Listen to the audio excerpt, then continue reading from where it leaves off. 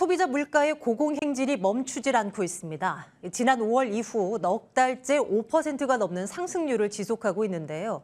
추석과 태풍에다 먹을거리와 택시비까지 인상을 예고하고 있는 상황입니다. 5, 6%대의 높은 물가 상승률이 상당 기간 지속될 수 있다는 우려가 나오고 있습니다. 천재상 기자입니다. 통계청에 따르면 지난달 소비자 물가 지수는 전년 동월 대비 5.7% 상승했습니다.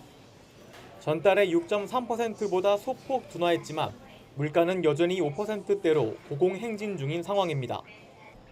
국내 물가는 전방위적으로 상승했습니다. 전기, 가스, 수도 등 공공요금이 15.7%가 올라 상승세를 이끌었습니다. 공업제품과 농축수산물은 각각 7%, 서비스는 4.1% 올랐습니다. 그중 가공식품은 8.4% 상승해 지난 2011년 12월 이후 가장 높았고 외식은 8.8% 올라 지난 1992년 7월 이후 가장 높은 수준으로 상승했습니다. 상승폭이 6%대에서 5%대로 소폭 둔화한 원인은 국제유가의 변동 때문이었는데 안심할 수는 없는 상황입니다. 석유류 가격이 오름세가 크게 둔화하면서 상승폭이 전월에 비해 0.6%, 그러니까 비교적 많이 축소된 것으로 나타났습니다. 산유국 연합체가 감산 가능성을 시사하면서 국제유가가 다시 불안한 모습을 국제유가에 따라 언제든 국내 물가가 요동칠 수 있다는 이야기입니다. 추석 명절 수요 급증과 태풍 흰남노 등 공급 불안 요인까지 겹치면서 당분간 물가 고공행진 압력은 지속될 전망입니다. 추석 이후 라면과 조미료 등 가공식품 값과 택시 이용요금 상승이 예고된 점도 물가 상승을 가속할 것으로 보입니다.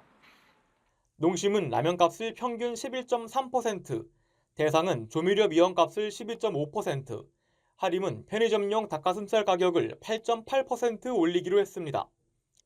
서울시는 연말부터 택시 기본요금과 심야 할증을 올릴 것을 검토하고 있는데 인상폭은 최소 20%로 예상됩니다. 정부는 추석 전후 물가 상승 압력을 완화하기 위해 성수품 비축 물량을 선제적으로 공급할 방침입니다. 배추, 무, 양파, 마늘, 감자 등 전년 대비 가격이 높은 품목에 대해서는 정부 비축 물량을 활용하여 추석 직전까지 약 4,000톤 규모의 공급을 추가 확대하도록 하겠습니다. 그러나 정부의 추석 물가 대책은 예년의 통상적인 수준에서 크게 벗어나지 못하고 있어 전방위적인 물가 상승 압력을 얼마나 방어할 수 있을지는 미지수로 보입니다. 머니투데이 방송 천재상입니다.